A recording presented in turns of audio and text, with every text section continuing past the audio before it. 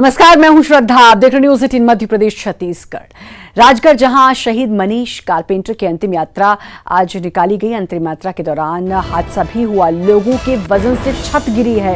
हादसे में 3 लोग घायल हुए। अंतिम संस्कार को देखने के लिए छत पर चढ़े थे लोग और मनीष को विदाई देने के लिए बड़ी संख्या में जनसैलाब उमड़ा था। शहीद मनीष कारपेंटर के पैतृक निवास के पास यह हादसा हुआ है और आपको बता दें कि शहीद मनीष को श्रद्धांजलि अर्पित करने के लिए ये सब लोग पहुंचे थे। जनसैलाब उमड़ पड़ा और उसी दौरान हादसा भी हुआ। तस्वीर भी आप देख सकते हैं।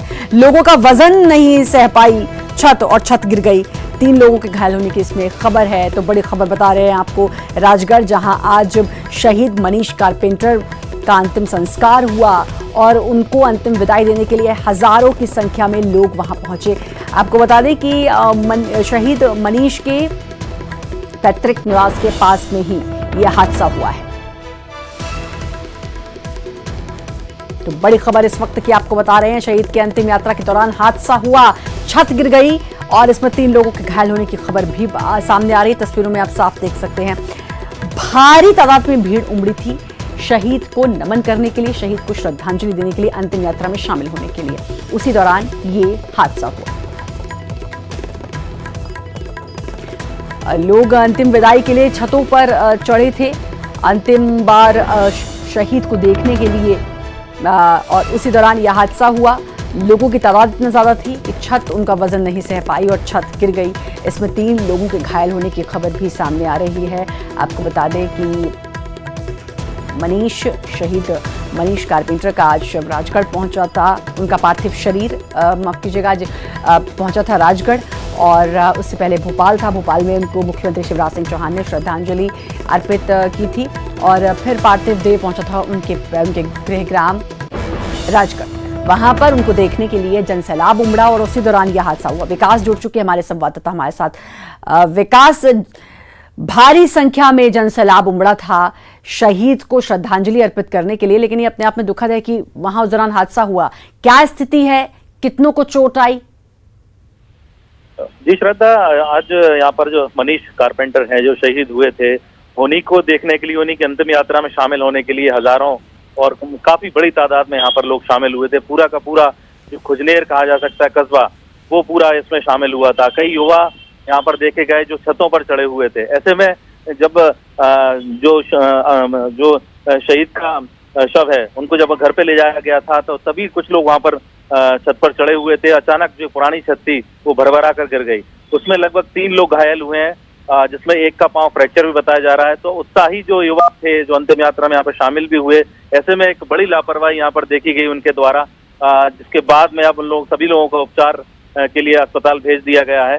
लेकिन कुल मिलाकर अब क्योंकि मामला ऐसा था कि लोगों के अंदर एक काफी यहाँ पर उत्साह था, एक जुनून था अंतिम यात्रा में शामिल होने के लिए, तो उससे भी जोड़कर इस चीज को देखा जा रहा है। लेकिन फिलहाल सभी लोग सुरक्षित हैं, किसी प्रकार का यहाँ पर जनहानि नहीं हुई। सबसे अच्छी बात यह है श्रद्धा।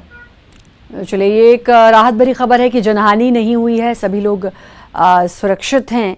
और ये जो जनसैलाब उमड़ा है, शहीद के प्रति प्यार भी लोगों का देखने को मिला है विकास। और लोग चाह रहे थे, इस जो कोरोना काल चल रहा है उसमें भी लोग निकल कर आए और अंतिम दर्शन की इच्छा थी। जी बिल्कुल। आज कहीं ना कहीं अगर देखा जाए तो कोरोना को लोगों ने दरकिनार तक कर दिया। बिल्कुल, चूंकि मामला एक शहीद से जुड़ा हुआ था, शहीद के प्रति श्रद्धांजलि और शहीद के प्रति अपना सम्मान उस चीज से जुड़ा हुआ था, तो लोगों ने इस चीज की परवाह भी नहीं की। लेकिन काफी बड़ी तादाद पर यहाँ पर व्यवस्थाएं काफी अच्छी की गई थी। चाक चौबंद व्यवस्थाएं पुलिस के द्वारा, प्रशासन के द्वारा, उन व्यवस्थाओं को लेकर यहाँ पर सभी प्रकार की जो एक सुरक्षा व्यवस्था थी उसको बढ़ाया गया था। लेकिन उसके बावजूद अब ऐसा हादसा यहाँ पर देखने जरूर मिला है। तो कुछ इन हादसों से लोगों को भी सबक लेना चाहिए कि जब ऐसे मामले होते हैं, जब काफी बड़े स्तर पर जनसैलाब टूटता है, तो ऐसे में सुरक्षा, खुद की सुरक्षा खुद के हाथों भी यहाँ पर रखनी चाहिए। तो फिलहाल सबसे अच्छी बात यही है कि सभी सुरक्षित हैं, लेकिन अब सभी का फिलहाल यहाँ पर इलाज जारी है। शुक्रिया आपका विकास, तमाम जानकारी देने के लिए। और शहीद जवान मनीष कारपेंटर का पार्थिव शरीर जब राजगढ़ पहुंचा तो उनकी अंतिम यात्रा में जनसैलाब उमड़ा। शहीद का पार्थिव देह सेना के वाहन से लाया गया। इस वाहन के पीछे हजारों की संख्या उमड़ी। तिरंगा लेकर स्थानीय युवा शहीद को श्रद्धांजलि देने के लिए पहुंचे। राजकीय सम्मान के साथ जवान का अंतिम संस्कार हुआ। हजारों लोगों ने नम आंखों से शहीद को विदाई दी। वहीं सीएम शिवराज ने शहीद के परिवार के लिए ऐलान किया। शहीद के परिवार को 1 करोड़ रुपए की राशि और परिवार के एक सदस्य को नौकरी दी जाएगी। इतना ही नहीं, शहीद मनीष कारपेंटर की प्रतिमा भी स्थापित की जाएगी।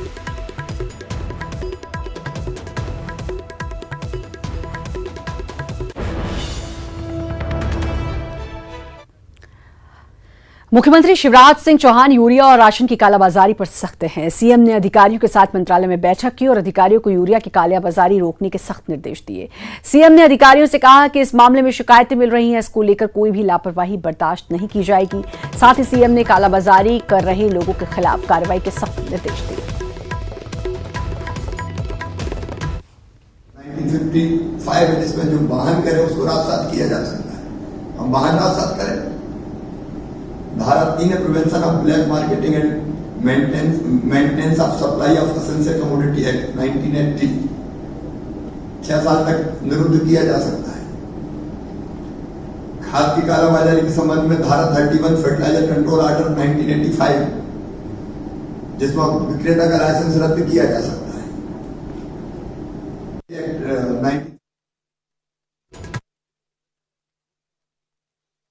हुआ है यूरिया खाद की बड़ी किल्लत और खाद की कालाबाजारी के चलते अमरपाटन में खाद लेने पहुंचे सैकड़ों किसान भड़क उठे। खाद न मिलने से नाराज किसानों ने नेशनल हाईवे पर चक्का जाम किया। किसानों की माने तो एक पखवाड़े से बारिश हो रही है और फसल के लिए खाद की मांग बढ़ गई है, लेकिन उन्हें मांग के हिसाब से खाद नहीं मिल रही। अन्नदाता खाद के लिए लाइसेंसी दुकानों और सहकारी सोसाइटी के चक्कर लगा रहा। इतना ही नहीं, 300 रुपए बोरी की खाद 400 से 500 रुपए में खरीदने को मजबूर हो रहे हैं। वहीं आगर मालवा में किसान नाराज हैं और फसल बर्बाद होने को लेकर किसानों ने हंगामा किया और सैकड़ों किसान कलेक्ट्रेट ऑफिस पहुंचे हुए सोयाबीन की फसल खराब होने को लेकर प्रदर्शन किया। यही हाल कुछ उज्जैन के किसानों का भी है।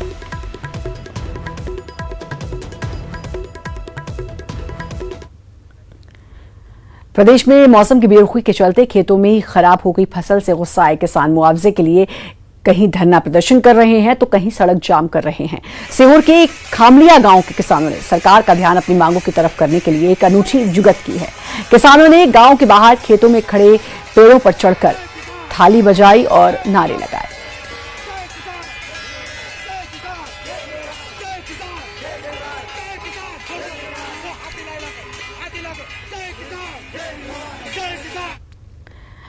मालवा निवाड़ में खराब हुई सोयाबीन की फसल को लेकर मंत्री जीतू पटवारी आज इंदौर कलेक्टर मनीष सिंह के पास पहुंच गए। उन्होंने कहा कि सोयाबीन की फसल बर्बाद होने से किसान खून के आंसू रो रहे हैं। ऐसे में उन्हें तत्काल मदद की दरकार है, इसलिए शिवराज सरकार 40,000 रुपए प्रति हेक्टेयर के हिसाब से मुआवजा वितरित करे, नहीं तो कांग्रेस सड़कों पर उतरकर प्रदेशव्यापी आंदोलन करेगी। वहीं बीजेपी ने सोयाबीन मुद्दे को लेकर कलेक्टर के पास कांग्रेस पार्टी को जाने को नौटंकी करार दिया। लगता है कि कांग्रेस को आत्मावलोकन करना चाहिए। किसान के खून के आंसू रो रहे हैं। हमने शिवराज सिंह जी से मांग की है कि शिवराज सिंह जी 40,000 रुपया पर हेक्टेयर सोयाबीन की बर्बाद फसलों का आपको मुआवजा किसानों को देना चाहिए, आपकी सरकार को देना चाहिए। ये वक्तव्य आपने दिया था, इसलिए हम आपकी मांग के समर्थन में ही हम मानते हैं अपने आप को जोड़ रहे हैं।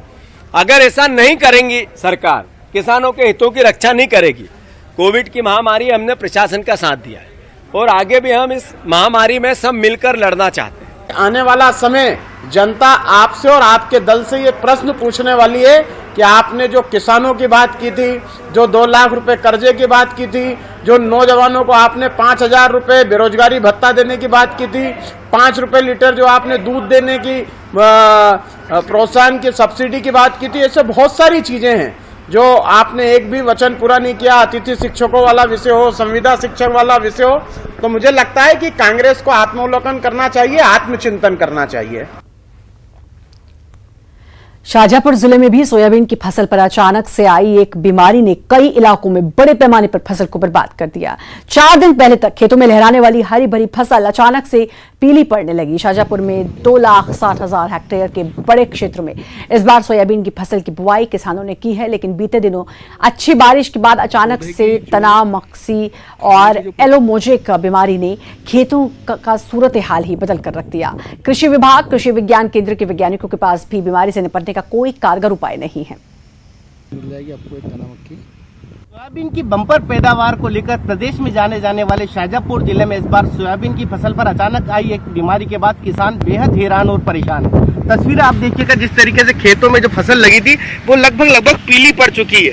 अचानक से तना मक्खी और एलो मोजक करके एक बीमारी आई है, उसके बाद जो है फसलें काफी प्रभावित हुई है और पीली पड़ चुकी है। और अब कृषि विभाग भी इस पूरे मामले पर नजर बनाए हुए है। कृषि विज्ञान केंद्र की टीमें भी लगातार खेतों का मुआयना कर प्रभावित फसलों की जांच कर रही है। हालांकि इस बीमारी से निपटने का कोई कारगर कदम अभी कृषि विभाग के पास भी मौजूद नहीं है। तो कुल मिलाकर एक बार फिर अचानक से इस बीमारी के बाद किसान हैरान और परेशान है और सोयाबीन की फसल बेहद प्रभावित हुई है। सुनील हंचोरिया, न्यूज 18 मध्य प्रदेश, शाजापुर। इधर बीजेपी के सदस्यता अभियान को लेकर सियासत जारी है। सीएम शिवराज सिंह चौहान ने कांग्रेस पर निशाना साधते हुए कहा कि कांग्रेस पहले अपना घर संभाले, कांग्रेस अपना अध्यक्ष तय नहीं कर पा रही, चापलूसों को अच्छा बताती है और सच बोलने वालों को गद्दार बताती है। वहीं प्रदेश प्रभारी विनय सहस्त्रबुद्धे ने कांग्रेस पर हमला बोला। उन्होंने कहा कि कांग्रेस की बातों को गंभीरता से लेने की जरूरत नहीं, क्योंकि कांग्रेस नेताओं को नहीं पता उनके दल में कौन है। उन्होंने सवाल किया कि कांग्रेस का कभी सदस्यता अभियान चलता है, अधिवेशन होता है, भाजपा अपने संविधान के मुताबिक पार्टी और संगठन को सुचारू रूप से लगातार चला रही है। खुली है कि मैडम सोनिया गांधी को हटाने के लिए किसने क्या कहा, चिट्ठी कौन ने लिखी, कौन समर्थन कर रहा है, कौन विरोध कर रहा है। जो कांग्रेस अपना अध्यक्ष तय नहीं कर पा रही, नेता नहीं चुन पा रही और सच कहने वाले जहां कुचल दिए जाते हैं, दबा दिए जाते हैं, तलवे चाटने वाले वफादार और सच कहने वाले धोखेबाज और गद्दार करार दिए जाते हैं। कांग्रेस की बातों को गंभीरता से लेने की इसलिए आवश्यकता नहीं कि कांग्रेस को अपने दल में कौन है इसका पता ही नहीं है। वो कभी मेंबरशिप करते हुए दिखाई देते हैं आपको, कभी उनके अधिवेशन वगैरह होते हुए दिखाई दिए हैं आपको। तो पार्टी संगठन को सुचारू रूप से चलाना ये भारतीय जनता पार्टी में अपनी संविधान के अनुसार लगातार होता आ रहा है। लाल जी बहुत डिटेल में एनालिसिस कर रहे हैं और सब लोगों का उन्होंने कार्यभार सौंपा हुआ है और भाजपा के खिलाफ बेहद नाराज़ी है और विशेषकर उन लोगों के खिलाफ जिन्होंने गद्दारी की है। और इधर बीजेपी के सदस्यता अभियान को लेकर आज कांग्रेस के नेताओं ने ग्वालियर में प्रेस कॉन्फ्रेंस की। गोविंद सिंह ने कहा कि 75,000 सदस्यों की बात झूठी है। उन्होंने बीजेपी के से इस मामले में सूची जारी करने की मांग की। गोविंद सिंह ने कहा कि हम अब्बर बब्बर नहीं है, टाइगर को सुरक्षा की जरूरत नहीं। साथ ही उन्होंने ज्योतिरादित्य सिंधिया के उप मुख्यमंत्री के आरोप पर पूछा कि सिंधिया बताएं उनको डिप्टी सीएम बनाने का ऑफर किसने दिया था। साथ ही उन्होंने पूछा कि सरकारी जमीन सिंधिया ट्रस्ट की कैसे है। उज्जैन, शिवपुरी, ग्वालियर में जमीन ट्रस्ट को की कैसे हो गई। ग्वालियर बीजेपी के सदस्यता अभियान पर गोविंद सिंह का ये पलटवार है। 75,000 सदस्यों की बात झूठ है, सूची जारी करें, ये गोविंद सिंह ने कहा।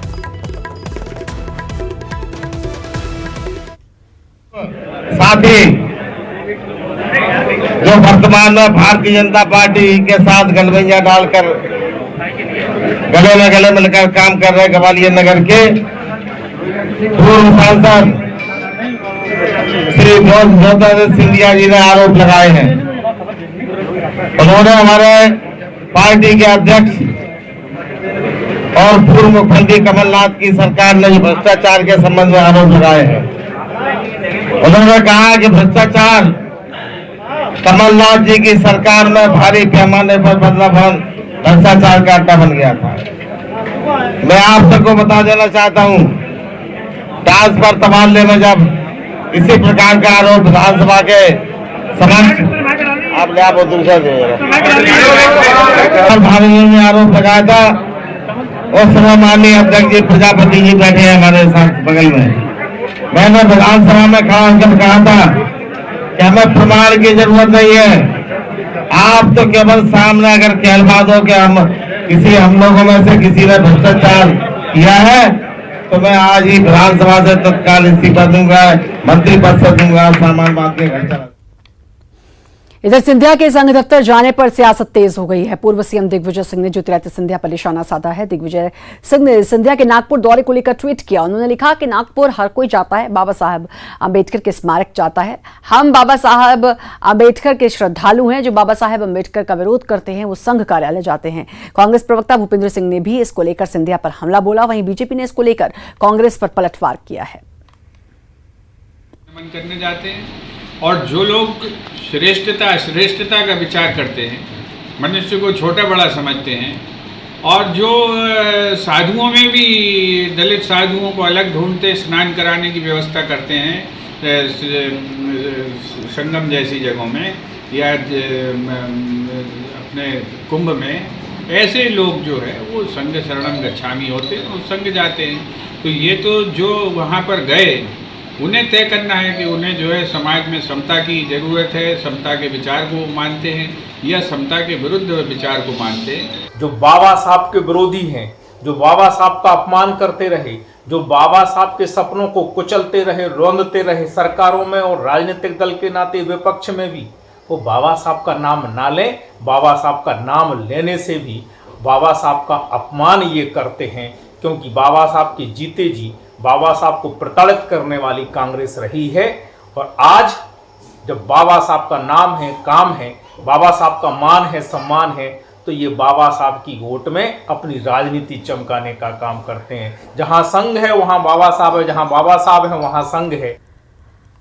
प्रदेश के पूर्व मंत्री और बीजेपी के कद्दावर नेता अजय विश्नोई काफी दिनों से पार्टी से नाराज चल रहे थे। आज अजय विश्नोई से जब मीडिया ने इस संबंध में बातचीत की तो उनका कहना था कि पार्टी जो भी दिशा निर्देश देगी वो उस पर काम करेंगे। वो पार्टी के सच्चे कार्यकर्ता हैं। उन्होंने अपनी नाराजगी को लेकर कहा कि मैंने अपने हिसाब से पार्टी को कहा है कि जो पार्टी के दायरे में ही आता है। संगठन के मुखिया है और यह संगठन का मंदिर है। यहाँ आएंगे तो संगठन के अलावा और क्या बात होगी। संगठन की चर्चा हुई। आने वाले जो 27 चुनाव हैं, इस चुनाव में मेरी कुछ कहाँ भूमिका हो सकती है, उस विषय पर चर्चा हुई। पार्टी समय आने पर निर्देश देगी, वो निर्देश। सुशांत सुसाइड को लेकर दिग्विजय सिंह ने बड़ा बयान दिया है। दिग्विजय ने कहा कि सुशांत आत्महत्या नहीं कर सकते। सुशांत उभरता हुआ कलाकार था और उसके व्यवहार और लोकप्रियता से नहीं लगता कि सुशांत ने सुसाइड किया होगा। सीबीआई जांच कर रही है, सच सामने आएगा।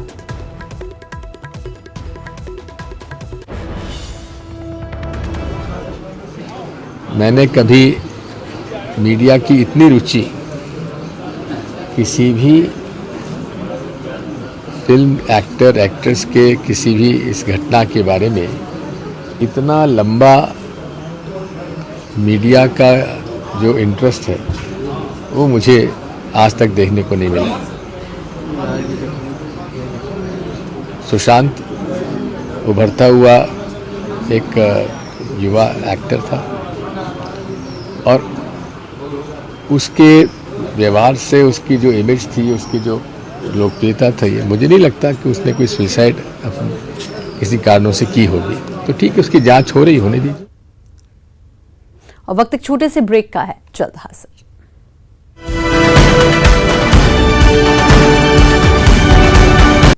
ब्रेक के बाद एक बार फिर से आपका स्वागत है। मंत्रियों के बंगलों पर कोरोना का साया पड़ गया है। मंत्री गोपाल भार्गव, प्रभुराम चौधरी के बंगले सील हुए। दोनों मंत्री कोरोना पॉजिटिव आने के बाद अब इलाज करवा रहे हैं। आपको बता दें कि दोनों मंत्री कोरोना पॉजिटिव पाए गए हैं, मंत्री गोपाल भार्गव और प्रभुराम चौधरी। उसके बाद उनके बंगलों को सील कर दिया गया है। दोनों का इलाज जारी है।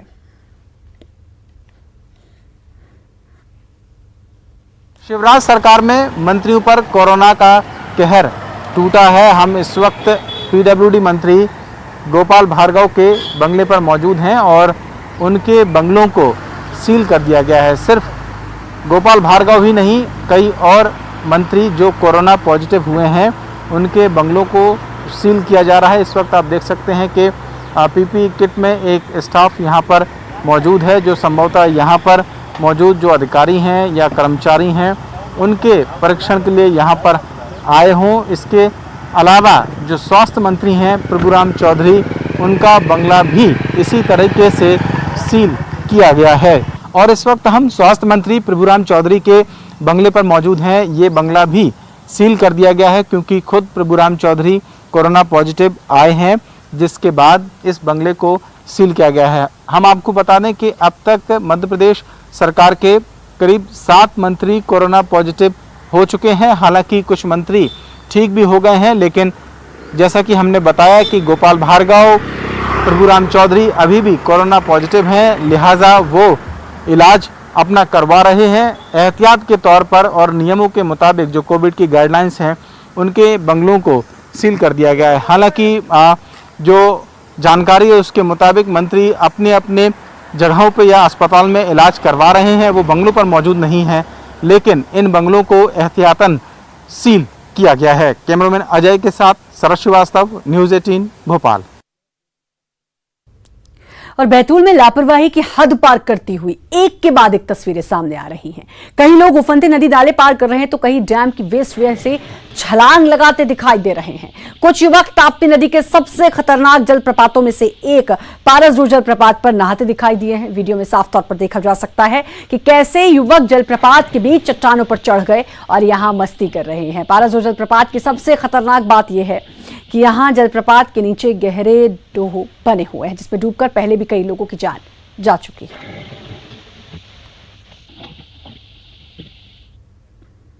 अब बात कोरोना की, प्रदेश में 24 घंटे में मिले 1064 मरीज, 936 लोग ठीक होकर घर लौटे। 24 घंटे में 17 मरीजों की कोरोना से मौत हुई है। तो 24 घंटे के भीतर मिले हैं प्रदेश में 1064 मरीज। 936 मरीजों की बात करें तो वो ठीक होकर कोरोना से जंग जीतकर अपने घर लौटे और 24 घंटे में 17 मरीजों की कोरोना से मौत हुई।